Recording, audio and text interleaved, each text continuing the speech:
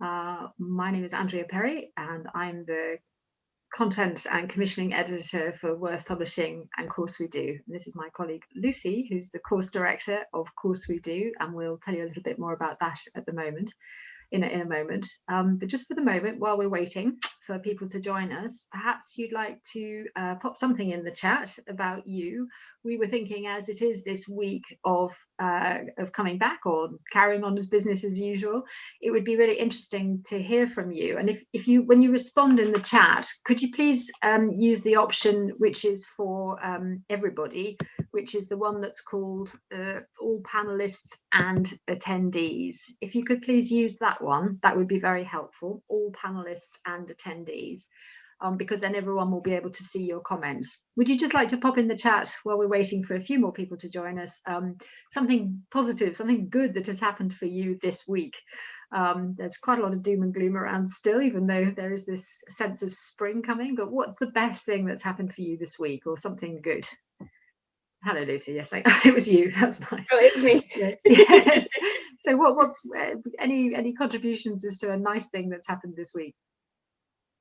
And then we'll let you know what we're going to do for our session today.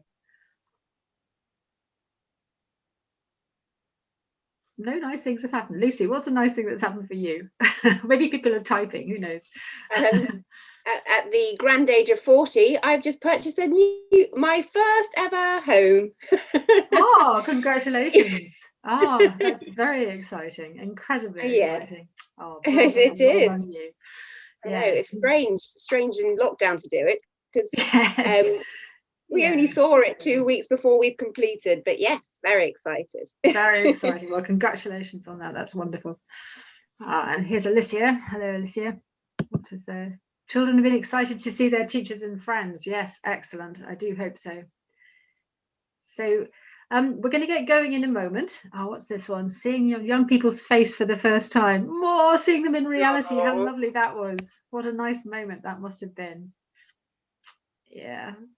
Just that sense of coming back out of lockdown, it's like, oh, it's a whole big real person. It's quite a strange experience, isn't it? The aching cheek syndrome. I hope you've all had a lot of that this week. I hope you really have. Okay, so I have to tell you, I'm asking you for the good things that have happened. I have to let you know what's happened in relation to this webinar. We have had, unfortunately, not one, but two, not two, but three panelists for various different reasons suddenly not able to be with us this afternoon, which is a bit of a shock. And then just before we started the webinar, where I am in South London at the moment. There's a massive storm on, and things, I hope not something live, but something started to come down the chimney. So it's all been a bit exciting around here this afternoon, but we thought rather than cancel, because what we put in the information about the webinar is that we'd really like this to be interactive. So we would be really, really happy if you'd like to contribute. And with the amazing Zoom technology, we could indeed make you all into attendees rather than panelists, or you could just put up your hand and just say, yes, you'd like to comment or like to speak, and we can include you in the webinar. You can be here with your face here if you'd like to, or you could just make a verbal comment, whichever you'd prefer. So we would really love to have your contributions.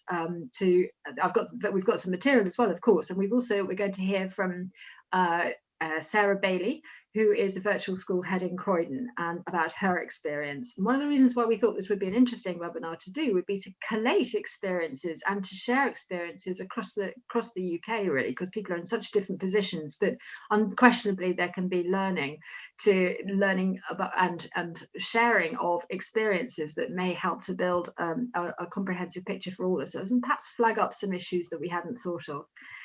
So I'm just going to put up a little poll, if you wouldn't mind completing that to begin with. We've also got a little Menti exercise for you, which we hope will be fun. It'll be interesting to do and to have the results to share together. Lucy, can you see the poll? Yep, lovely. I can. Okay, so this has just got hello, primary mental health worker. Nice to be back to be face to face. Many of the clients unable to get back into school. No, the school are coping with the recovery curriculum. Well, that's good to know. So yeah, if you could have a go with the little poll, that would be great. And you'll find there's just 4 questions in there. And a couple of webinars ago, somebody asked me to be quiet while you're doing it so that you could read the questions. So I'm just going to be quiet for a couple of minutes, drink my tea, and wait to hear from you guys. So we've just got one person from Scotland. Hello in Scotland, but we've got everybody else is in England. So yes, it'd be interesting to know how people were spread around the country. Hello, Amanda and Croydon. You might recognise Sarah Bailey perhaps in a moment. So thinking about your work, just the same, a little different, very different. So yes, if we put these 2 together, most people have noticed a difference, but not markedly so. But mostly that it is different.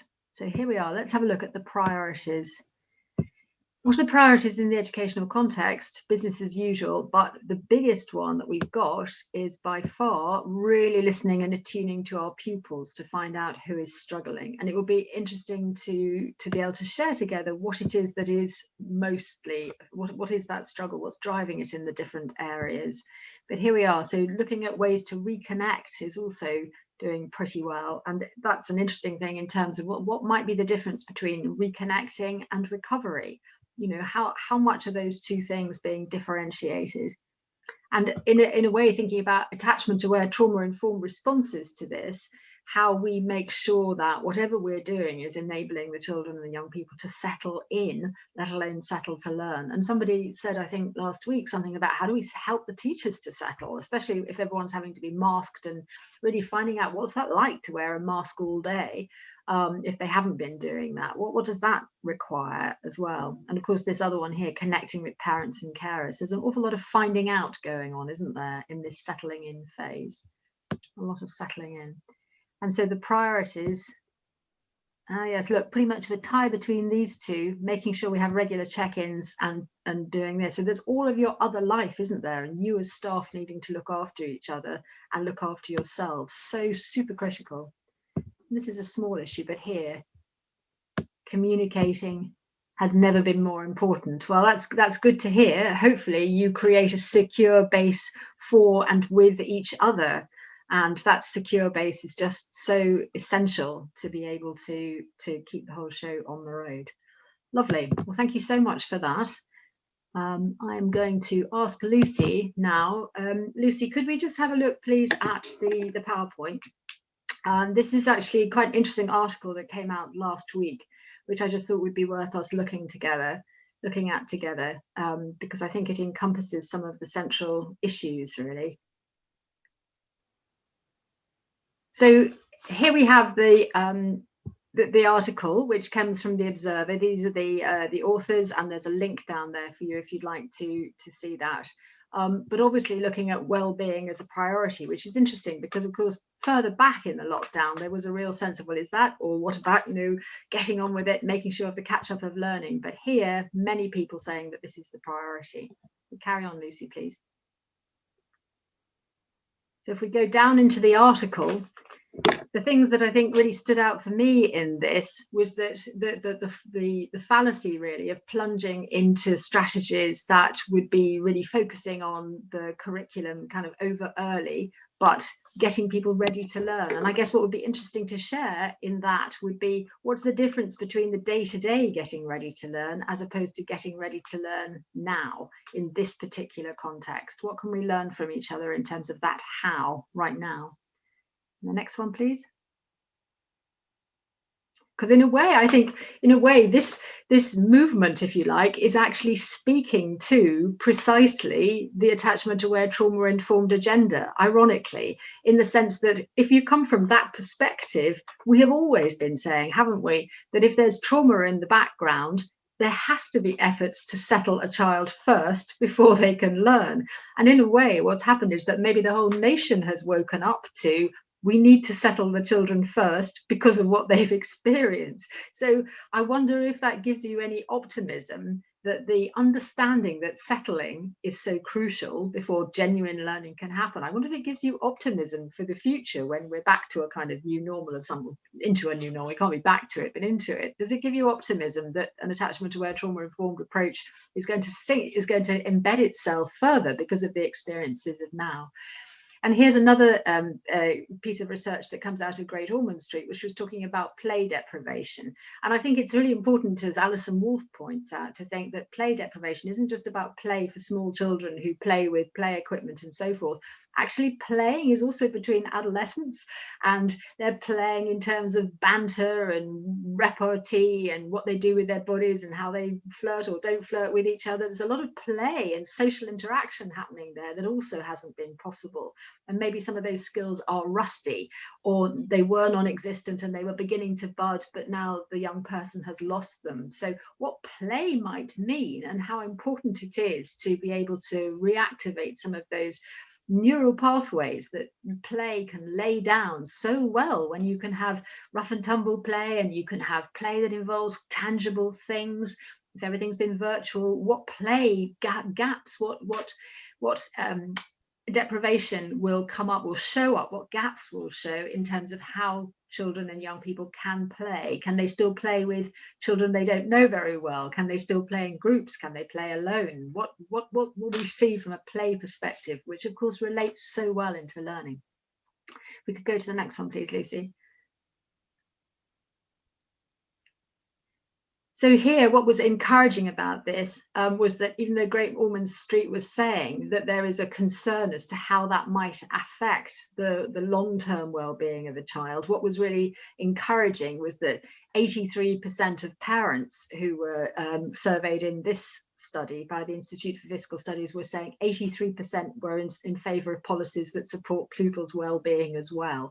And this mixture, they're wanting art and creative time, they're wanting time outdoors, they're wanting mental health support. They're not just saying, get my child back in the classroom and stuff their brains, even though that we know that it's really important for the learning to start again, but they are saying, these things are important, and really recognizing the value of that. So somehow that message has gone in, and maybe it's something we can harness for the future. And the last part. Thank you. Yeah, so this James Biddulph, who is a head teacher in Cambridgeshire, and he was talking here about the focus on reconnection, So I'm sure, please do comment on this. I'm sure it's not appropriate to compare and contrast recovery versus reconnection, but reconnecting with ourselves, reconnecting with each other, reconnecting with the children and young people, and enabling them to reconnect to each other and us. It makes me think back to the learning triangle. And the whole emphasis on the relational side there, and that we know that good relationships are going to need to precede good learning. So again, James Biddulph is talking about the need for they're going to be doing double the amount of sport, but also more time on music, emotional well-being, creativity, meditation, singing. Sounds great to me. I'd like to be in that school, all those lovely things.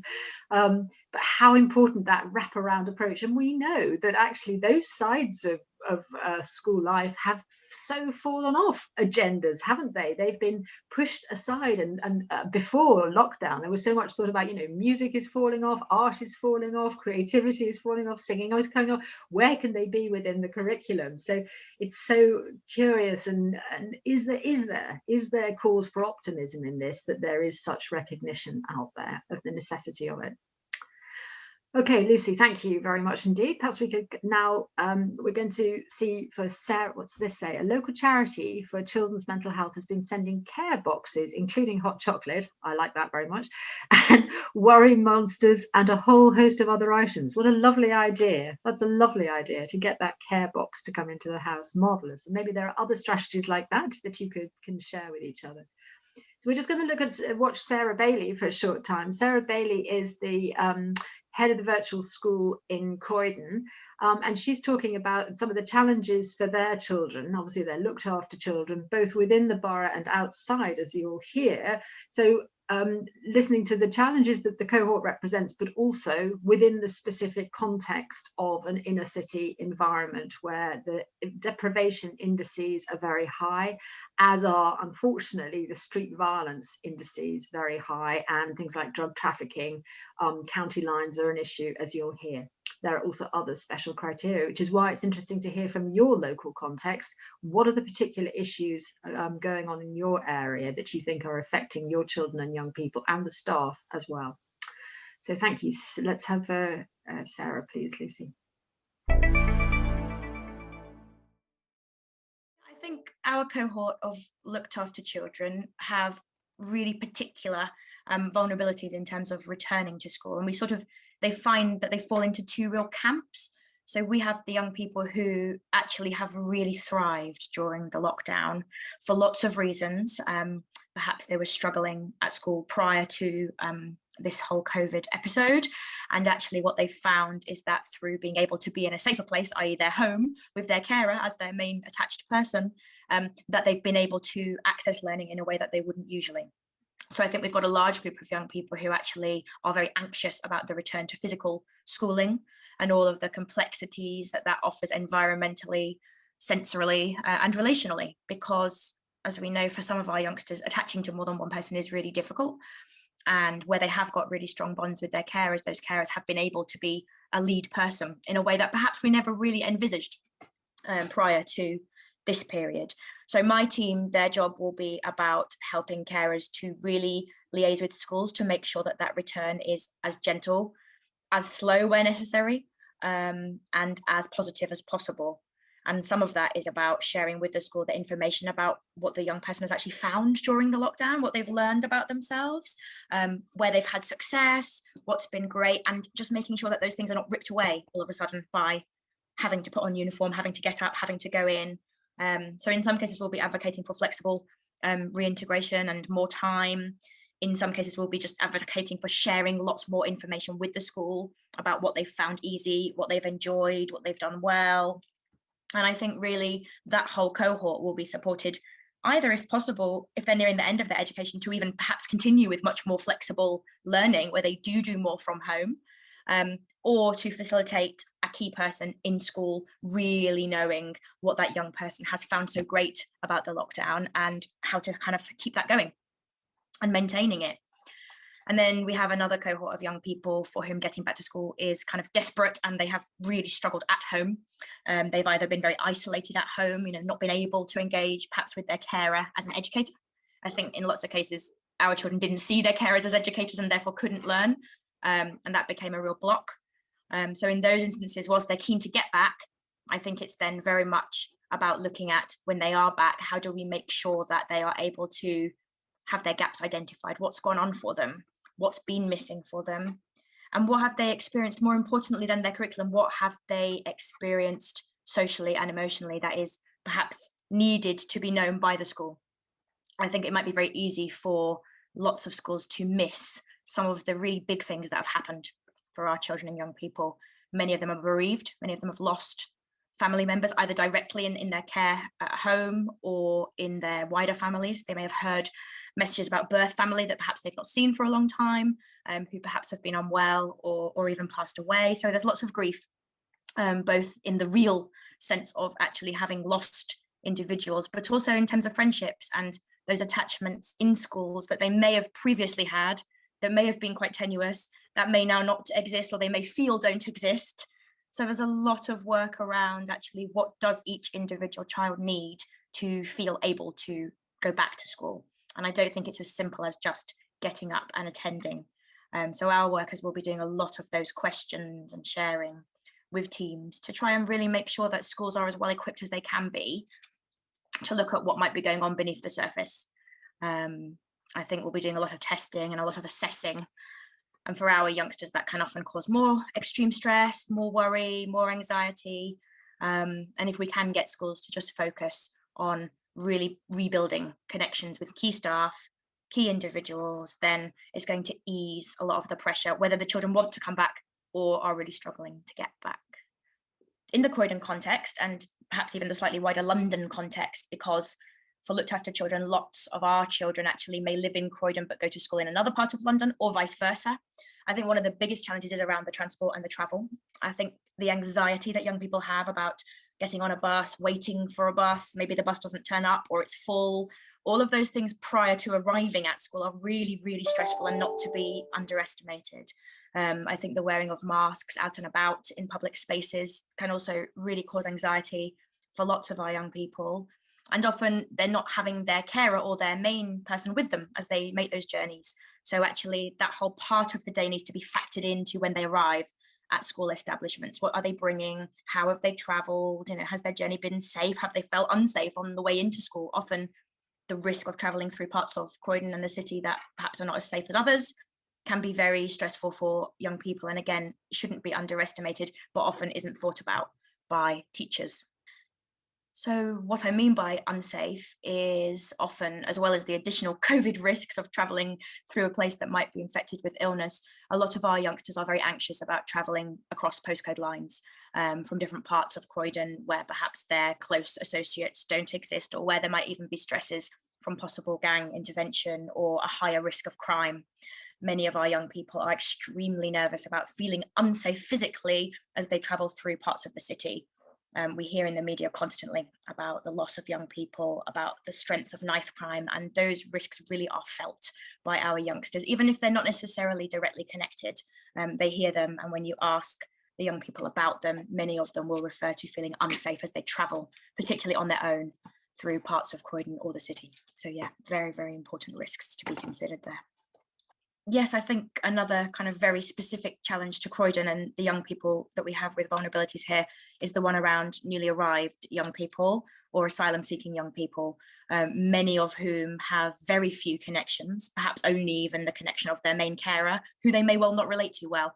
If they're lacking in language skills, if they don't have the identity of their cultural group around them, then their vulnerability is hugely increased as they return to school, because they're looking for people like themselves. We all want to belong, and if they come into school and they're unable to express themselves well and unable to talk about what the experience of the last 9 months has been like for them, then that provides a really extra level of risk. We know for many of our young people who are late teens, who have been in the country perhaps only for the period of COVID, they may well not have formed any strong relationships at all, or potentially risky associations with other young people or older young people from their same background. So those are real risks for schools and colleges to watch out for in terms of associations, in terms of perhaps older influences on young people that we haven't seen before and where they've found them. Many of those young people sadly have been leaving the house and not necessarily being, we haven't known exactly where they are for as much of the time as we'd like. I know social care are very, very strongly concerned about some of those individuals and where they have been for much of the period. So there is a really high level of risk. There are many people involved with the safeguarding of those youngsters. But again, if you have them in your schools, maybe don't accept silence as a kind of happiness or contentment. Perhaps try to dig a little deeper and explore what's going on and see what their risks may be.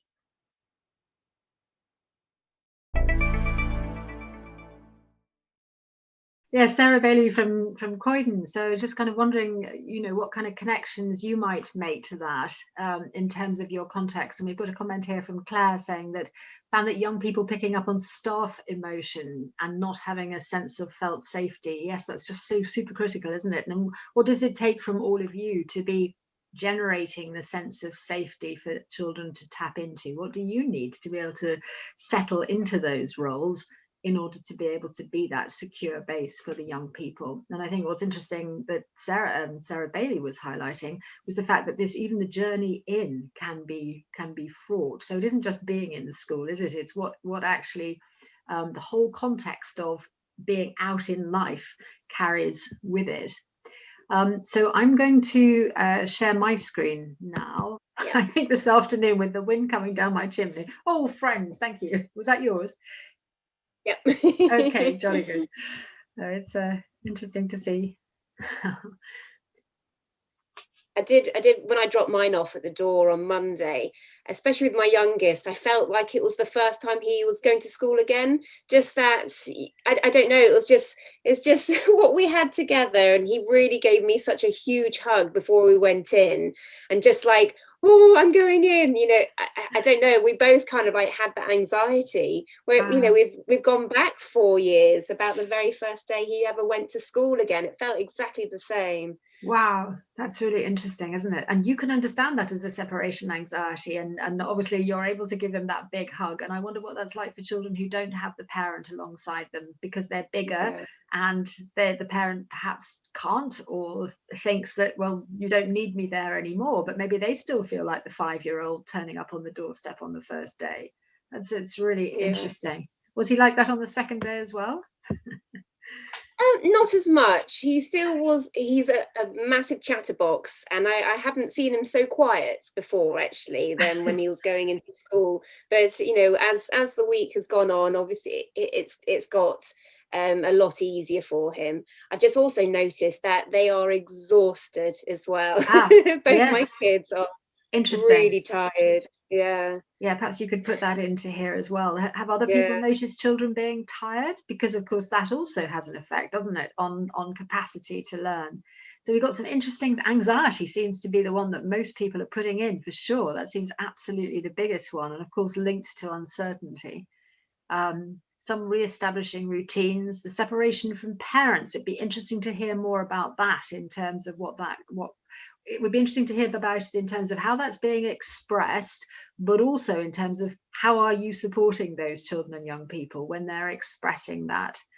But reconnecting with staff, yes, absolutely. So friends appear in lots of different forms here. Friends, being back with friends, friendships.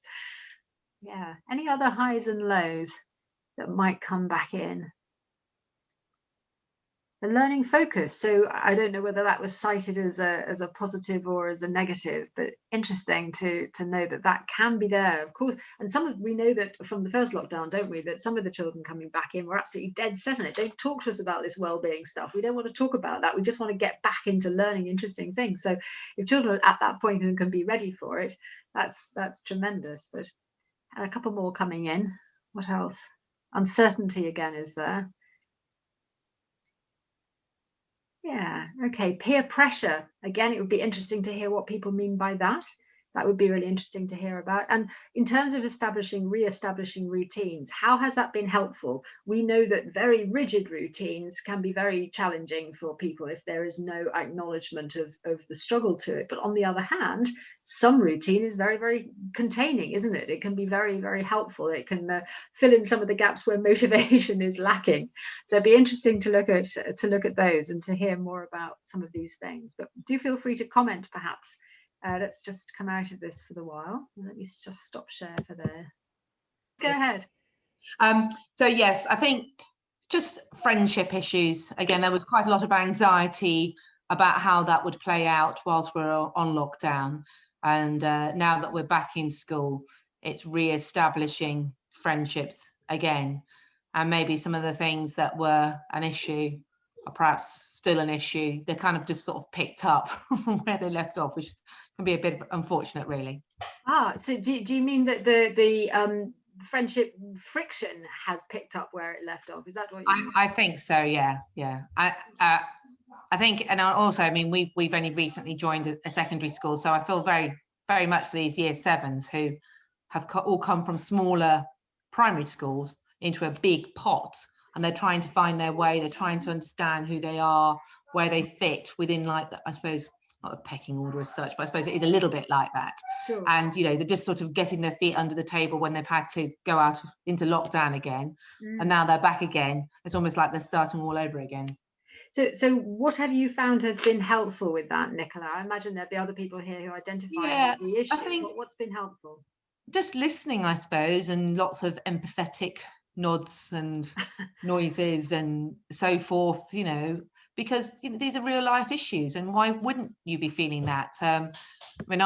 Maybe I'm going to be feeling this when I start seeing my friends again, you know, not perhaps on the same scale, but, you know, that apprehension and not sure how it's going to be. So I think that's just key, just ready to be an empathetic listener.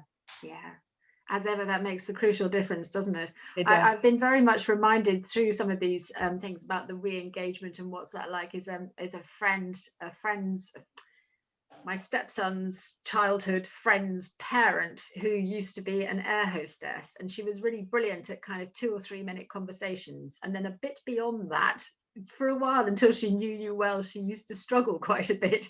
And it was a bit like, there's, you know, how we're having conversations with people, and just having to relearn it, really, apart from the people we've been seeing regularly, because conversations vary, don't they? And the whole style of how we converse has a very different feel to it, and what that's going to look like, and the fact you have to keep having them as well. It's going to be day by day by day, not just sort of stopping after a while. Yeah, I'm under no illusion. I know under no illusion it is a continuing saga. Yes, absolutely. Thank you so much, Nicola. Alicia, would you like to join us? Is that can I bring you in? Alicia, would you like to comment on your point about the adult separation? That would be really helpful. Thank you. Okay.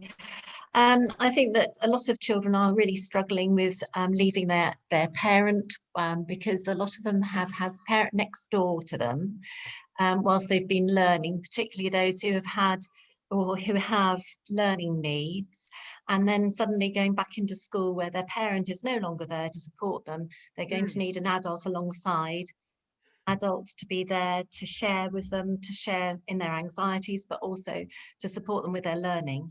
And also just to reassure them that it's okay, and to tell them they are special, that they're safe, that the adults in school will still be thinking about them when they're not in school, as their parents are thinking about them when the children are in school.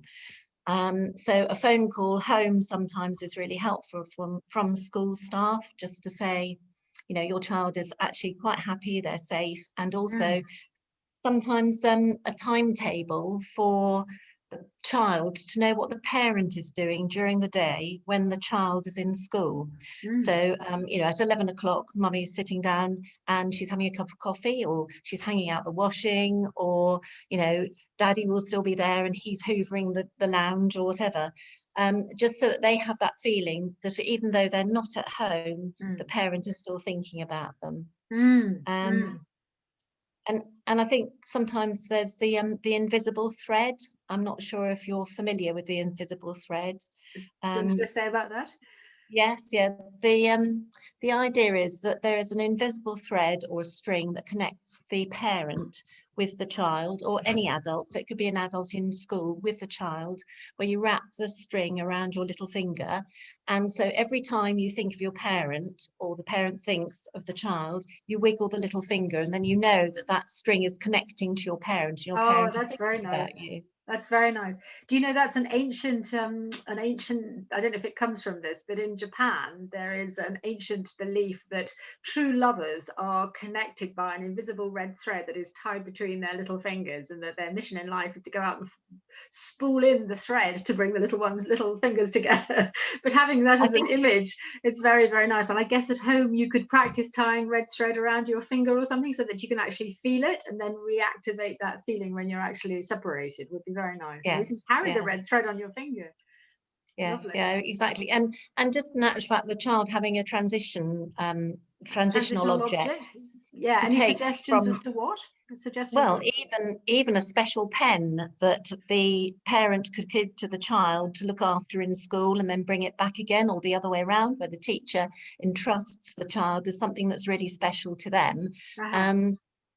Which may not necessarily be very special, but if the teacher is saying to the child, you must look after this is my special pen, and I'm allowing you to take it all day, and you can use it all day, or you can take it home, and I'd like you to bring it back to me. Lovely. I mean, obviously, if it does get lost, that could be a problem, but sure. You know, you'd have to build that bit in. Yes. Nicola, you've written a comment there, but only panelists can see it. Would you just like to comment on what your daughter had, which is a very sweet thing, or what your daughter has? Oh, yes.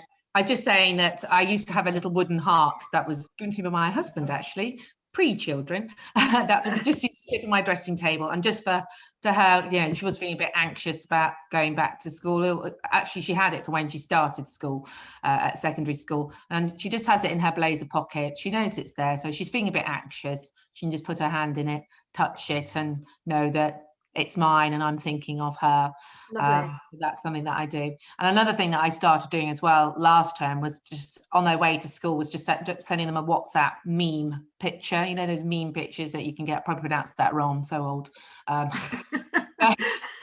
think it's meme. I think it's, I'm very old, but I think it's well, you know, so there's something cutesy for my daughter and something very amusing and a bit different for my son, you know, just to say, I'm really thinking of you, have a great day at school. And that, you know, just those things. Lovely. Just as they were walking, that they knew that I was thinking of them. Yes. Yeah. So I agree with that colleague.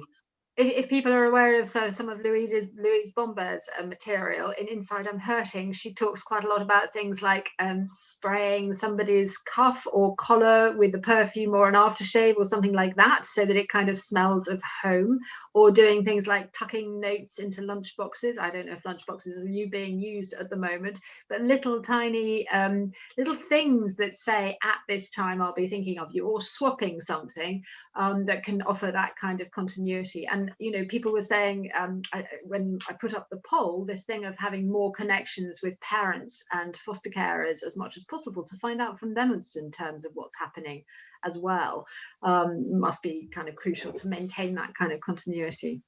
Lovely.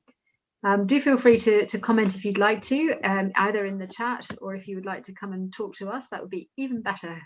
Okay, so let me just go back to share my screen again, and we'll look at the second Menti question, if that's okay. So what's gone really well in your setting? Let's have a think about that. And again, this can be something that's completely idiosyncratic to where you are, but something where you think, yeah, actually, do you know what?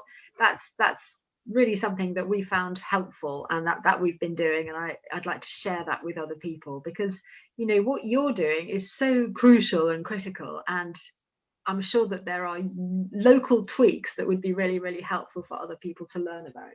But let's just see what that you might come up with. What has really been helping in your setting?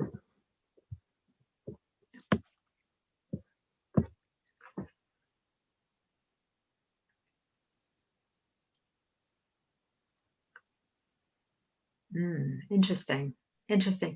So you see, that is very interesting, isn't it, about the small group reconnection and one adult to relate to in secondary school. In a way, what that's doing, isn't it? It's re-establishing the kind of secure base that, and whoever popped that in might like to tell us about it in a moment. That would be grand.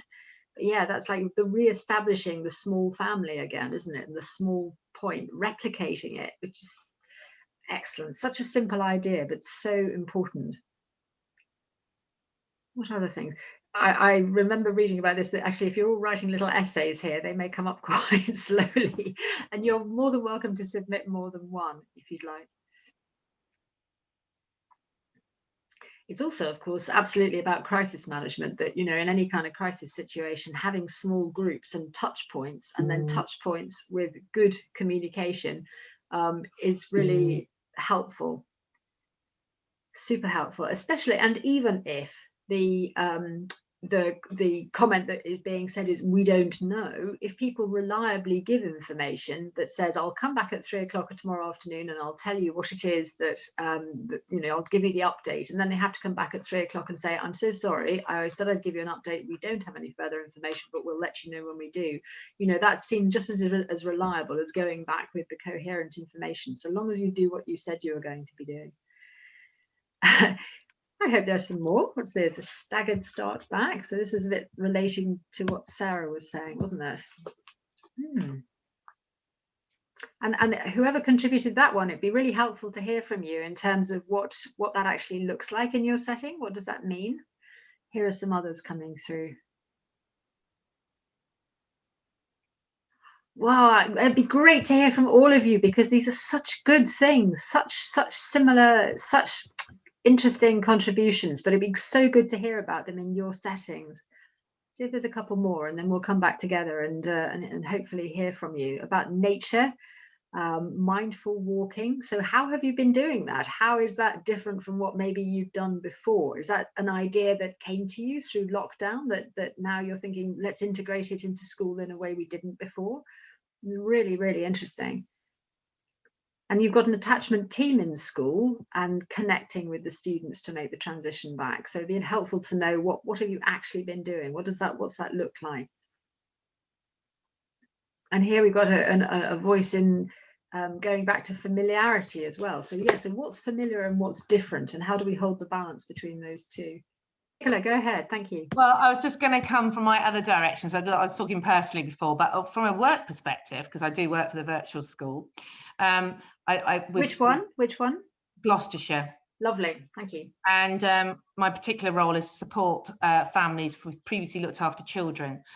And getting ready for going back to school has been really important, having the conversations prior. Once we knew the date back, I was making contact with various guardians just to check in to see how their young person was feeling about going to school, and actually talking with school prior to going back. What's it going to look like? What's going to be the same? What's going to be different? Is there anything that we should be putting into place? What's been really successful in lockdown, particularly some of these older pupils, the fact that they have engaged with online learning. Can we use some of that and, continue it reasonably? I appreciate you can't necessarily do everything, but, Sure. having those conversations has been really important, I think. And so because it's almost like starting again for some children, particularly younger ones, starting all over again. So I think it's been really important having those two-way conversations three-way, because I'm there as well, with school, the guardian and myself, and any other professionals that are involved. So I feel that has been very positive.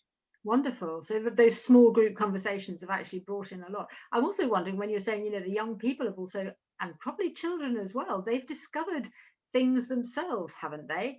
I mean, it'd be interesting to hear about that as well. What are they saying has worked for them? What are they saying they'd like to be different? This can be led by them and their perspectives as well. And I don't know, if children are coming home and saying what it's like and what's worked for them, what are they noticing that's different?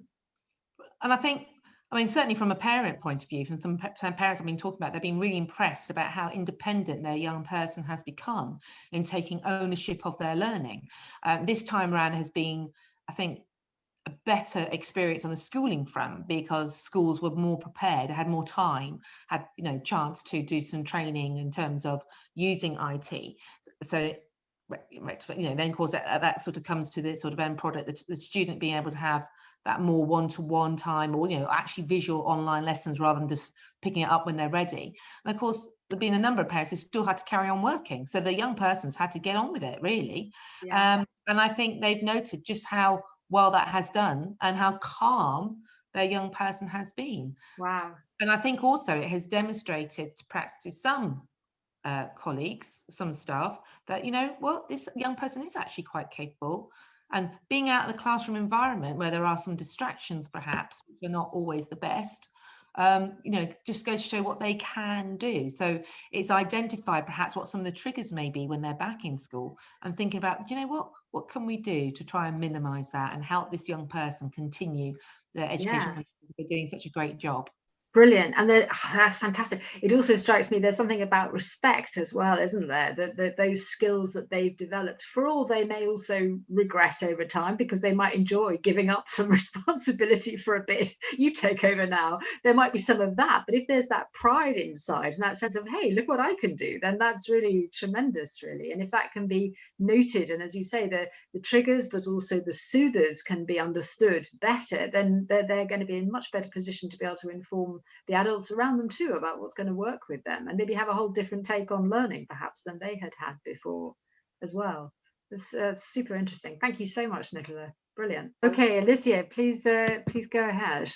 It's really interesting to hear what Nicola was saying, because the school that I cover has been doing exactly the same, by having an adult going in from the school, from the secondary school, to visit the young people and negotiating with them what they would like it to look like when they go back into school, because a lot of them have had periods of time off school for other reasons as well, anxiety related reasons, but also medical reasons, and now of course because of COVID.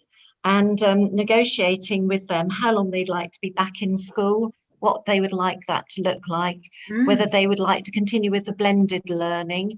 And then when they do come into school, just having one adult in school to actually relate to, and to be with that one adult for the majority of the day. And what they're talking about is keeping those particular pupils. Whoops, sorry. You right? Yeah. keeping those Didn't you have them particular blown down? yeah, it's gone. Keeping those particular pupils in school with that one adult and supporting them with just that one adult, so that they then feel, and being there until September, and then feeling ready to go back into mainstream classes after that with that adult supporting them or another adult.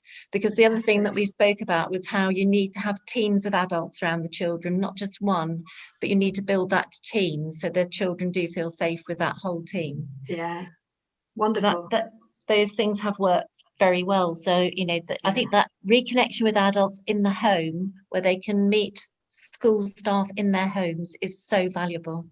Wow, a real step-by-step approach, actually. And of course, what it does is this is all going back to kind of first principles, isn't it? It's first principles of what works. And you know, if they do work, if attachment-aware, trauma-informed practice is meaningful, it should be meaningful at this time as well. And it strikes me that all the things that are being said here are absolutely attuned to those core principles, which is really tremendous. I think that's just so important. And yes, the teams are, I can't help but think of Russian dolls. You know, we all need Russian dolls around us, don't we? Like little teams supported by little teams supported by little teams, so that there's no one who's just no one's left out of this kind of agenda.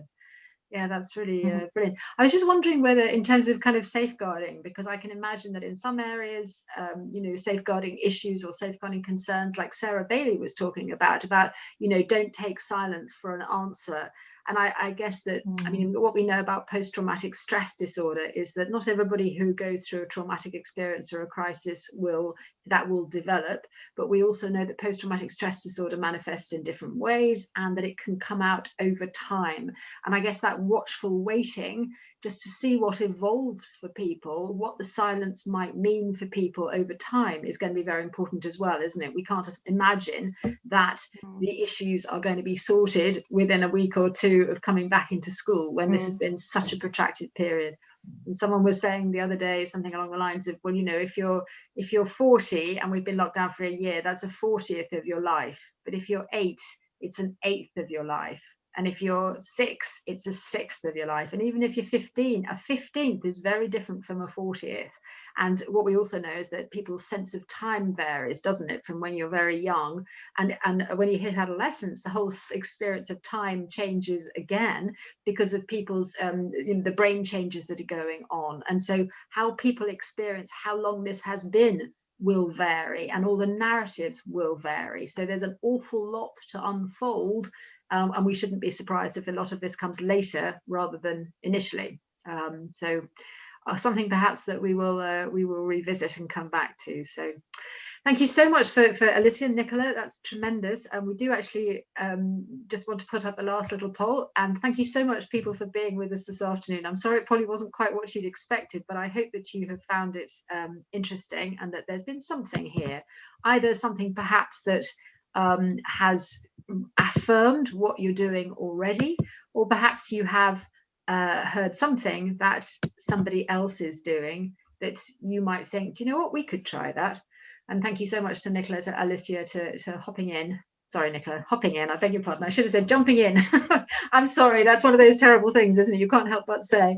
But thank you so much for doing that. There's just a couple of little questions here, if you don't mind, just completing the poll so we get a sense of how you are and anything that you might be taking from today.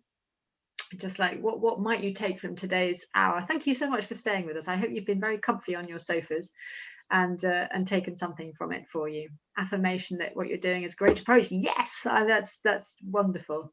I'm really delighted that you're feeling affirmed, and that's maybe sometimes what these things are, isn't it? Touching base with other people who may feel, do you know what, we're doing all right, actually. And it's so important to hear that in the great flurry of alarmist news. Maybe the best news is actually we know how to manage a situation like this, even if it's the first time we've ever had to do it. We do know because we have those core principles, and if we keep going back to the core principles of attachment-aware trauma-informed work, then we can enable children and young people to settle to learn eventually, because we're going to prioritize relationship. We're going to prioritize taking them at their speed with their needs and put them at the heart of what we're up to. Let's just launch this and share the results with you. And I'm really, really pleased about this, actually. Let's just have a look if it will share. Can you see that, Lucy? Yep. Yeah, lovely. Thank you. So I'm really glad that it's an affirmation that what you're doing is great. Yes, please take that away with you, that, you know, you're doing jolly well, and a couple of new ideas as well. So that's really lovely. And we are always pleased if you feel that looking after yourself is, you've been reminded to do that. That's absolutely, you are the heart of what this is all about. And yeah, there we go. Enjoying the signs of spring out and about. That's your favorite thing to do. Wonderful, as well as these other nice things. And no one is going to lie in a darkened room for 2 days. I'm most impressed. So whatever you're doing, people, keep doing it, because obviously you're doing the right things to look after yourselves. Anyway, thank you so much for being here. We hope you've taken something from it. Look after yourselves. What you're doing is brilliant. Lucy, thank you. Alicia and Nicola, thank you so much. And for everyone who's contributed, take care. Look after yourself. Bye-bye.